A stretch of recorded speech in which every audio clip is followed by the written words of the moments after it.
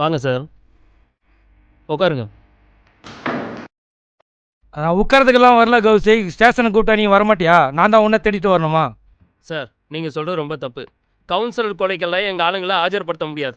அப்பா எப்போ செத்தாரோ அப்பயே நான் தொழில வரதா முடிவு பண்ணிட்டேன். முனியனையும் என்கிட்ட வேலை செய்யறதில்ல. நடக்கிற எல்லா சம்பவத்துக்கும் முனியன் தான் காரணம். ஏன் மேட்டு தெரு கவுன்சிலர் சாவு கூட அவன் மேலே தான் சந்தேகமாகுது. போய் அவனை பிடிங்க சார். ஓ கௌசிக், முனிய உங்ககிட்ட வேலை செய்யலாம் உன் பிரச்சனை. கவுன்சிலர் சேர்த்து 15 நாள் ஆகுது. ஸ்டேஷன்லையோ கோர்ட்லையோ எவனும் வந்து ஆஜராகலை. எஸ்ஐ ரொம்ப டென்ஷனாக இருக்காரு.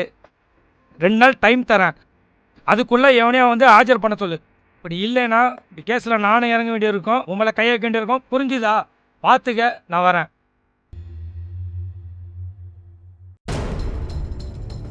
அப்பன் சோறு தின்ன தட்டை கழுவி ஊத்துன நாயவன் அவனுக்கு பயந்துன்னு தொழிலை விட்டுறன்ட்டு போலீஸ்ட சொல்றியா?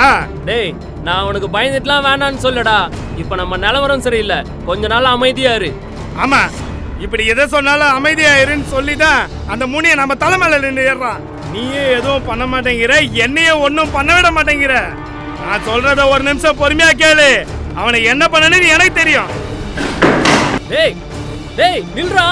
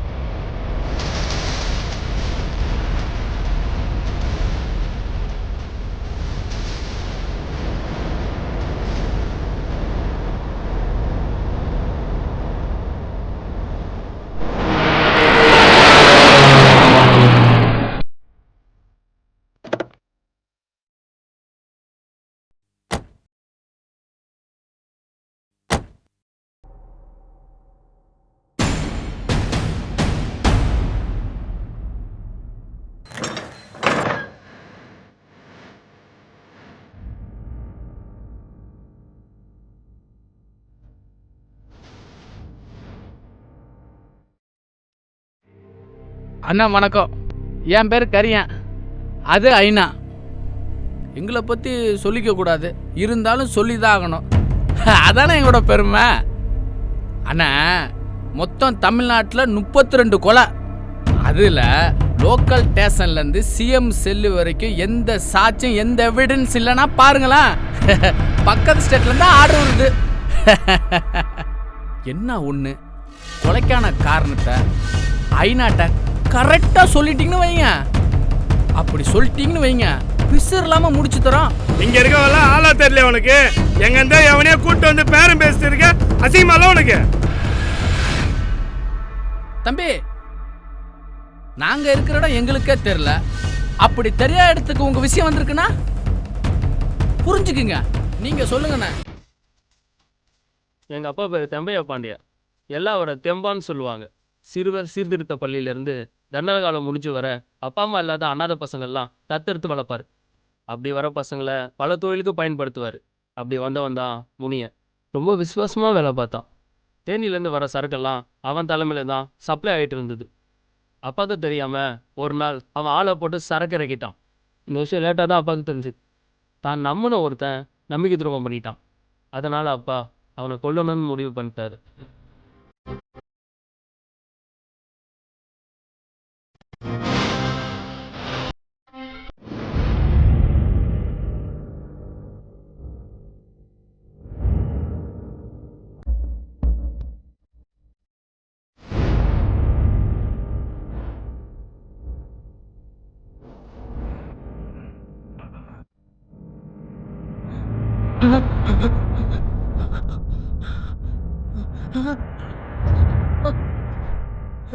ஐயா ஒரு வாட்டி மன்னிச்சிருங்கய்யா, இனிமேட்டு தப்பு பண்ண மாட்டேன். ஒரு வாட்டி மன்னிச்சிருங்கய்யா. ஒருத்தன் ஸ்ட்ராங்கா தப்பு பண்றான்னா இதுக்கு முன்னாடி அவன் செஞ்ச தப்புக்கு சரியான தண்டனை இல்லைன்னு அர்த்தம். இப்போ நான் உயிரோட விட்டேன்னா இதை விட பெரிய தப்பு பண்ணுவேன். என்ன கொல்லணும் முடிவு பண்ணிட்டா என் உயிர் ஏங்க எல்லாம் கட்டி விடுறா.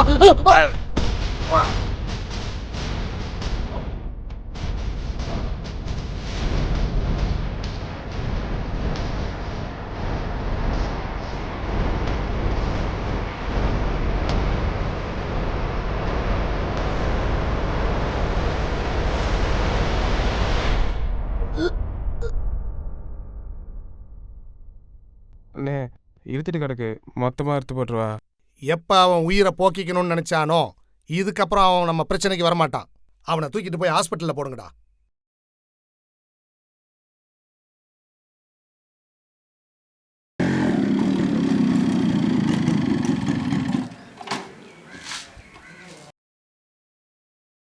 வணக்கண்ணே. ஐயாவை பார்க்கணும். உள்ள போ.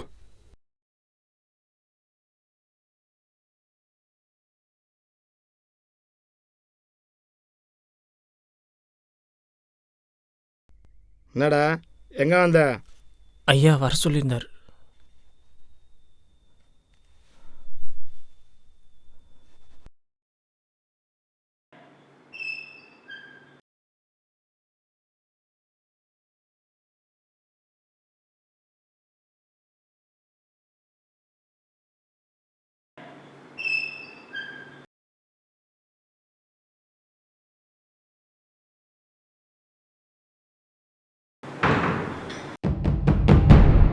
ஐயா மன்னிச்சிருங்க.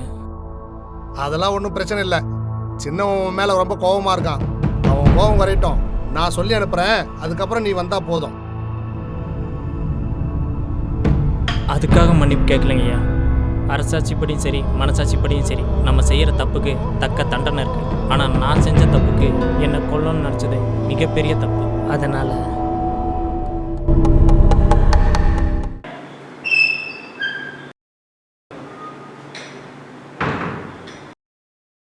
வர்றேங்கண்ணா.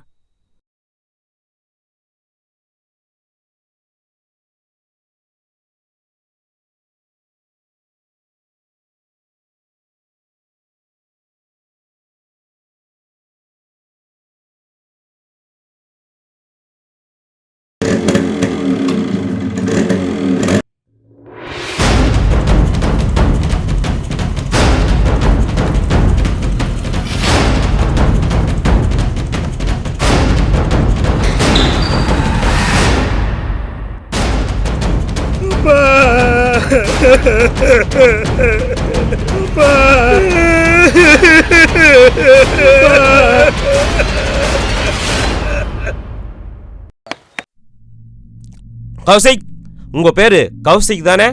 ஒருத்தரோட சாவுக்கு ரெண்டு விதமான அர்த்தம் இருக்கு. ஒன்னு கொல்றது, இன்னொன்னு போட்டு தள்ளுறது. முனியனை நீதான் கொல்லணும். இது கூலிக்கான கொலை இல்ல, பழிக்கான கொலை. இதான் அப்பதெல்லாம் சொல்லிட்டு இருக்கேன். எங்க கேக்குது இது? நிறுத்துடா. கத்தி எடுத்து மேல குத்து குத்துறதுக்கு எவ்வளவு நேரம்டா ஆகும்? அவன் சாவை தேடி போறான்டா. நீ வாழணும். அதனால தான்டா உன்னை பொறுமையா இருக்கு சொல்றேன். அதுக்காக நம்ம அப்படி பண்ணணும் சும்மா வர சொல்றியா? அதுக்கு தான்டா ஐநா வர சொல்லியிருக்கேன். கௌசிக், கோவப்படாதீங்க. நீங்க ரவுடியா இருந்துகிட்டு முனியனை என்ன கொல்ல சொன்னீங்கன்னா அது உங்களுக்கு தான் அசிங்கம். அப்படி முனியனை நான் தான் கொல்லணும்னா நீங்க இந்த தொழிலையே விட்டுறணும்.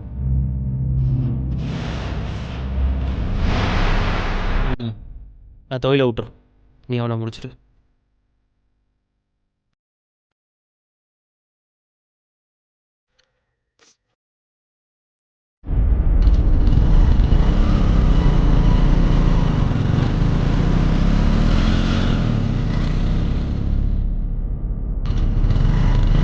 ஐனா அவன் தான் முனியா.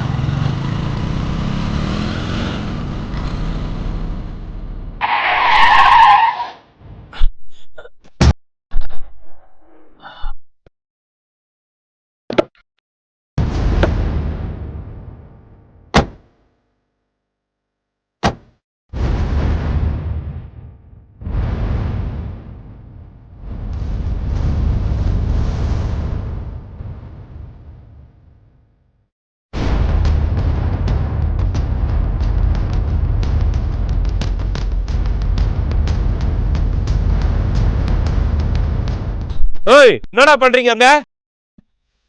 ஏய், உன் கணக்கு இல்ல, என் கணக்கு. உன் வேலையை மட்டும் பாரு.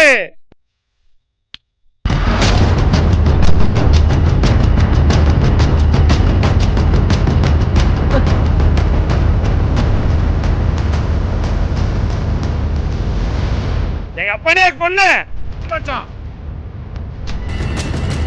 சாவுடா, சாவு.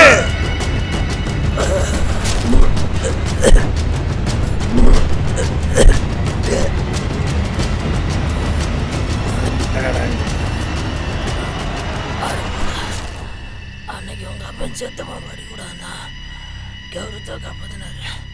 ஆனா நீ இன்னைக்கு குத்தி கோபாலோட கௌரவத்தை சாச்சிட்ட.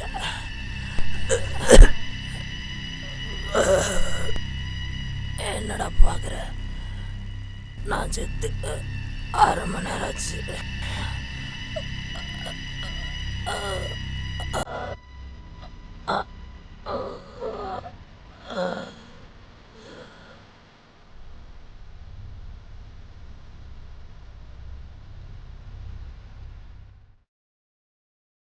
ஒட்டை வெட்டி விடுங்க.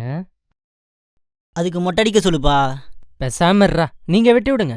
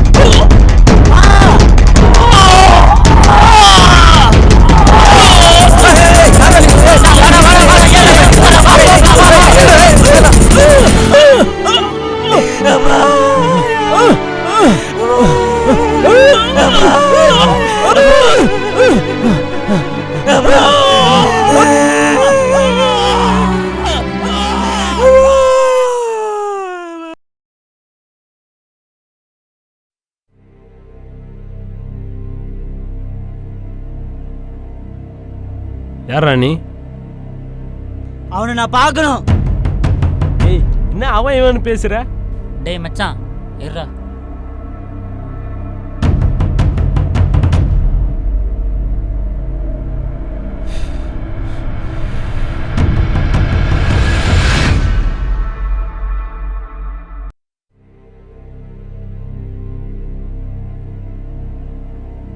சலூன் கடையில் ஒருத்தனை முடிச்சோம்ல, அப்போ அங்கே ஒரு பையன் கூட அழுதுகிட்டு இருந்தான்ல, அவன் வந்திருக்கான். என்னவா? தெரில மச்சான். சரி, வர சொல்லு.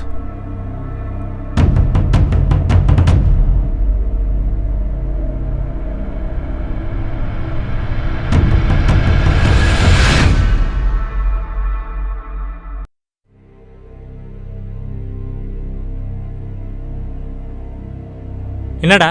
முசாவி அன்னைக்கு வந்தாலும் என் கையில தான்டா. எங்க அப்பா சத்தியமா உனக்கு கொல்லுவேன்.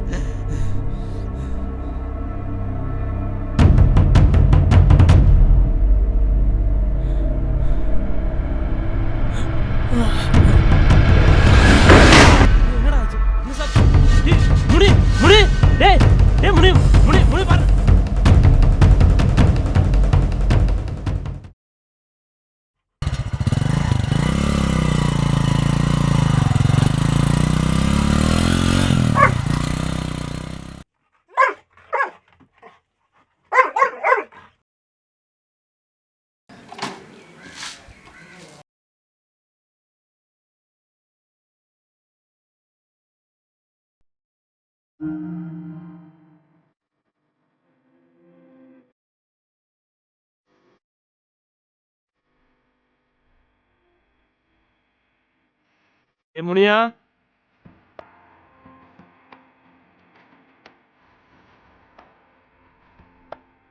முனி,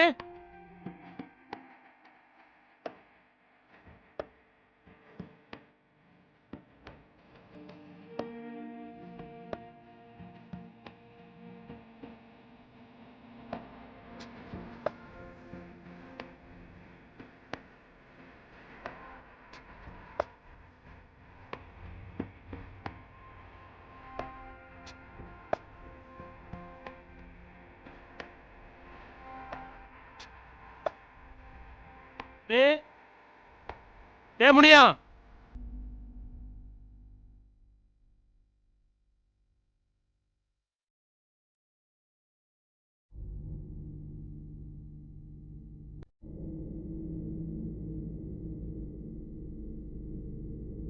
எங்கடா அவன்?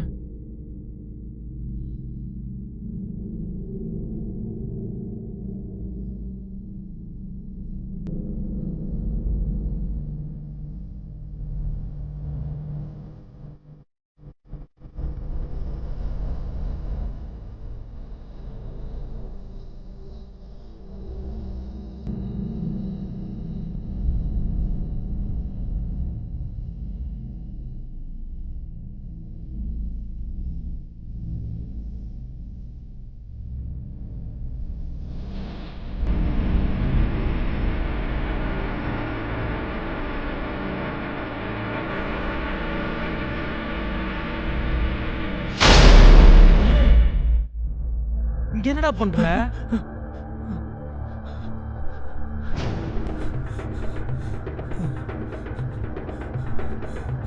ஏன்டா அப்படி பண்ற? ஏதா பேசுடா. நான் செத்துருவலோடா. பைத்தியமாடா நீ? நேத்து அந்த சின்ன பையன் வந்துட்டு போனதுல இருந்து இப்படிதான் பண்ற. சுமார் இருக்கடா. இவ்வளவு பெரிய ரவுடிடா நீ. சின்ன பையனை பார்த்து சி போடா. யாரா சின்ன பையன்? நேற்று வந்தது அவன் இல்லை, நான். நீ எப்போ கத்தி எடுத்த, எப்போ ரவுடியானு உனக்கு தெரியுமா? என் 10 வருஷ வாழ்க்கையில் நான் ஒரு நாள் கூட திரும்பி பார்த்ததில்ல. ஆனால் அந்த சின்ன பையன் என்னை திரும்பி பார்க்க வச்சிட்டான். நானும் என் அண்ணனும் ஒயின் ஷாப்பில் வேலை செஞ்சுக்கிட்டு இருக்கும்போது பாரில் சண்டை வந்து என் கண்ணு முன்னாடியே எங்கள் அண்ணனை குத்தி சாச்சிட்டான். அதை பார்த்தவொடனே அத்தனை வச்சு ஓட ஓட விரட்டி வெட்டி கொன்னேன். அப்போ அந்த வேகம், வெறி, ரத்தத்தோட சத்தம், இதையெல்லாம் அந்த பையனோட கண்ணில் நான் பார்த்தேன். தெரியுமா? நம்ம காசுக்காக எவ்வளோ செஞ்சுருக்கோம். நேற்று சின்ன பையன் சொன்னது வேற.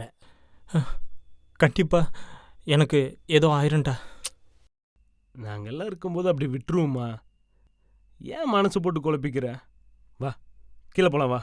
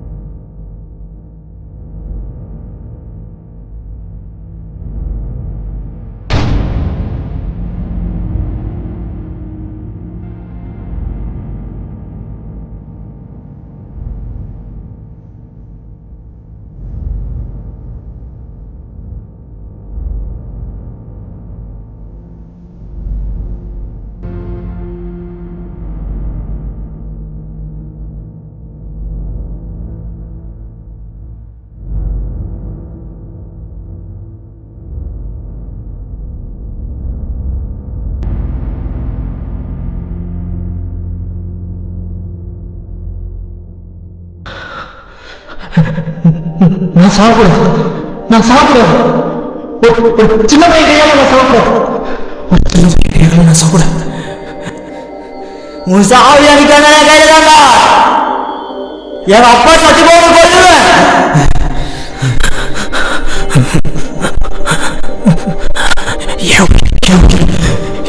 என் கையில மட்டும்தான் போகணும். என் கையால தான் போகணும்.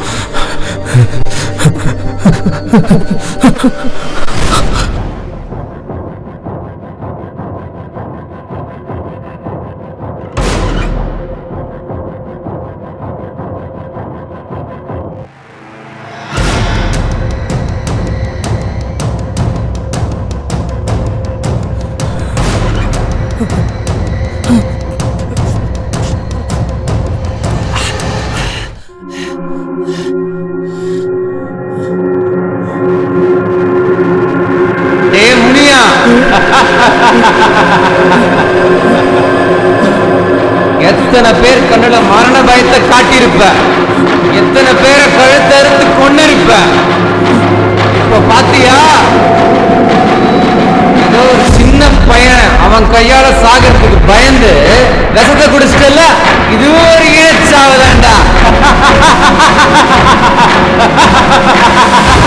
முடியா நல்லவனா வாழ்ந்தா சாவு உனக்கு நிம்மதியா இருக்குண்டா. கெட்டவனா வாழ்ந்து இல்ல, சாவு ஊருக்கே நிம்மதியா இருக்குண்டா. போடாடே போ.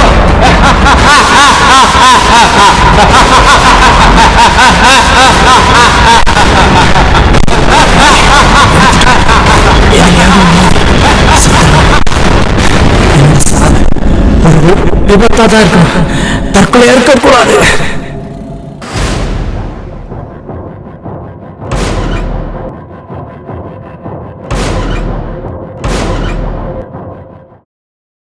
டே மருது, குத்துறேன்னு ஆட்டமா அண்ணியே.